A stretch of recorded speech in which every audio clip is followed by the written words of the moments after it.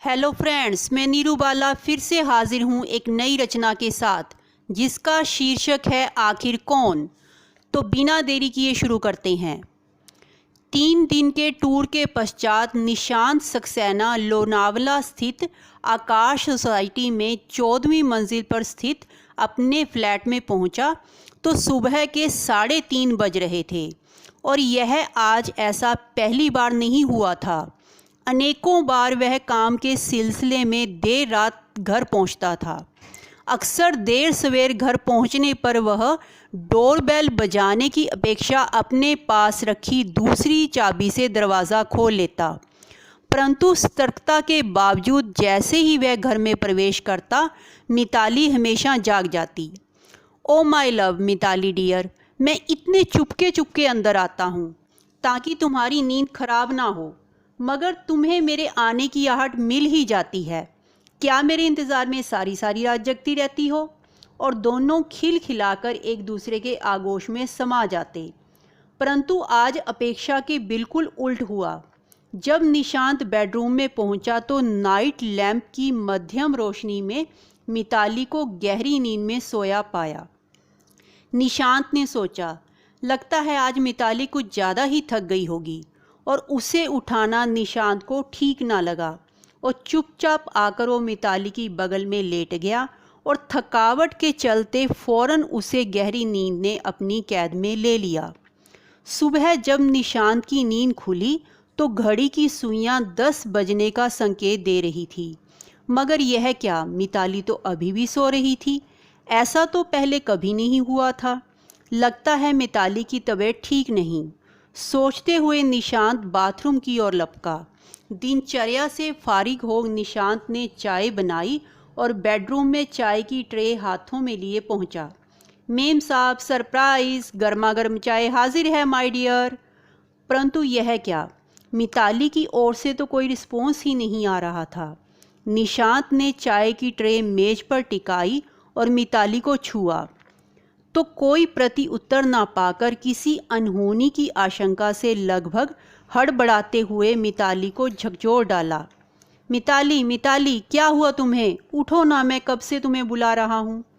निशांत की चीखें वातावरण में गूंज उठी और रोता बिलखता निशांत बगल वाले फ्लैट में रहने वाले वर्मा दंपति के घर का दरवाज़ा पीटने लगा। देखिए ना अंकल, मिताली को क्या हो गया? दरवाज़ा खोलिए, जल्दी दरवाज़ा खोलिए। और निशांत की चीखों से बौखलाकर वर्मा दंपति ने जैसे ही दरवाज़ा खोला तो निशांत की हालत देख दोनों चौंक उठे। निशांत के मुंह से सारा माजरा सुनकर सभी निशांत के बेडरूम की ओर लपके। कोलाहल और चीख पुकार सुन सोसाइटी के अन्य परिवार भी निशांत के घर के बाहर एकत्रित होने लगे। सोसाइटी में ही रहने वाले डॉक्टर शर्मा ने जब मिताली की जांच की तो उसकी मृत्यु का समाचार पाकर निशांत के पैरों तले से ज़मीन खिसक गई और वो फूट फूट कर रोने लगा। मिताली, तुम मुझे मज़ार में छोड़कर नहीं जा सकती। तुमने तो 7 जन्मों तक मेरा साथ निभाने का वचन दिया था। तुम्हारे बिना मैं कैसे जीऊँगा?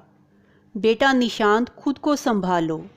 प्यार से सिर पर हाथ फेरते हुए वर्मा अंकल ने निशांत को ढाढ़स बंधाने की कोशिश की। देखिए ना अंकल, मेरी मिताली मुझे छोड़कर चली गई, अब मैं किसके सहारे जीऊँगा? बिलखते हुए निशांत वर्मा अंकल के गले से लिपट गया। जरा सब्र से काम लो निशांत बेटा, होनी को कौन टाल सकता है? निशांत, निशांत, अरे भाई कहाँ हो तुम? और यह इतनी भीड़ क्यों लगा रखी है तुम्हारे घर पर? बाहर से आती आवाज़ों ने सबका ध्यान अपनी ओर आकर्षित कर लिया। अरे भाई, कोई बताएगा मुझे यहाँ पर क्या हुआ है? भीतर आते हुए निशांत के घनिष्ठ मित्र डॉक्टर राज के स्वर वातावरण में गूंज उठे। राज, राज, देखो मेरी मिताली को क्या हो गया। डॉक्टर राज ने मिताली की नब्ज़ को टटोला तो मिताली का शरीर ठंडा पड़ चुका था। राज चीख उठा, निशांत, क्या है यह सब? क्या हुआ मिताली भाभी को? और वर्मा जी ने राज के कंधे पर हाथ रखते हुए उसे सारा घटनाक्रम कह सुनाया। नहीं नहीं, यह नहीं हो सकता, इट्स नॉट पॉसिबल। यह ज़रूर तुम्हारी कोई चाल है। चीखते हुए डॉक्टर राज ने निशांत का गिरेबान पकड़ लिया। मैं नहीं मान सकता, मिताली भाभी यूं नहीं मर सकती। हो ना हो इसमें तुम्हारा जरूर कोई हाथ है। मैं अभी पुलिस को फ़ोन करके बुलाता हूँ। सारा दूध का दूध और पानी का पानी हो जाएगा। यह अनहोनी नहीं बल्कि प्री प्लान्ड मर्डर है। परंतु बेटा, तुम यह सब क्यों कह रहे हो? तुम्हें किस एंगल से यह हत्या नजर आ रही है? वर्मा अंकल ने हालात को संभालते हुए कहा। अरे अंकल, मैंने अभी कल ही तो मिताली भाभी का चेकअप किया था। उन्हें कोई ऐसी परेशानी नहीं थी, बस थोड़ा सा ब्लड प्रेशर कम था और मैंने उन्हें नींबू पानी और ग्लूकोज लेने की हिदायत दी थी। रात को भी मैंने फ़ोन पर उनका हालचाल पूछा था, वह एकदम ठीक थी। फिर अचानक क्या हुआ? कुछ तो गड़बड़ है। और डॉक्टर राज ने पुलिस कंट्रोल रूम में घटना की जानकारी दे दी। निशांत डॉक्टर राज के इस अप्रत्याशित व्यवहार से एकदम सकते में आ गया। राज के इन आरोपों से उसका तो दिमाग ही काम करना बंद हो गया। निशांत तो बस मिताली का हाथ अपने हाथों में लिए लगातार बिलखता जा रहा था। पीछे हटो, पीछे हटो, यहाँ पर भीड़ क्यों लगा रखी है? चलिए चलिए। कड़कते स्वरों के साथ इंस्पेक्टर सुदेश पांडे ने अपनी टीम के साथ प्रवेश किया और मिताली की बॉडी को अपने कब्जे में ले लिया। अपनी टीम को आवश्यक हिदायतें देते हुए इंस्पेक्टर सुदेश पांडे ने गहन छानबीन शुरू कर दी। कुछ ही समय पश्चात फोरेंसिक विभाग की टीम और खोजी कुत्तों का एक दल भी घटनास्थल पर पहुंच गया। सभी अपनी कार्यवाही करते हुए घटनाक्रम की कड़ियों को जोड़ने की कोशिश कर रहे थे। घटनास्थल और बॉडी की विभिन्न एंगलों से फोटोग्राफी करते हुए साक्ष्य एकत्रित करने की कोशिश की जा रही थी। इंस्पेक्टर साहब, मैंने ही आपको फ़ोन किया था, डॉक्टर राज ने सुदेश पांडे के मुखातिब होते हुए कहा।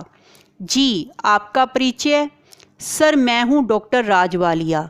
सेठी मार्केट में मैं अपनी प्रैक्टिस करता हूं। क्या कोई मुझे बता सकता है कि यहाँ पर क्या हुआ है? इस लाश को सबसे पहले किसने देखा? साहब जी, मैं बताता हूँ, वर्मा जी ने आगे बढ़ते हुए कहा।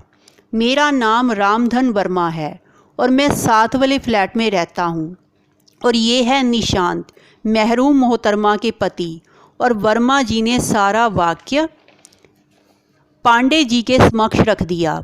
पुलिस ने लाश का पंचनामा करते हुए बॉडी को पोस्टमार्टम के लिए स्थानीय अस्पताल में भिजवा दिया।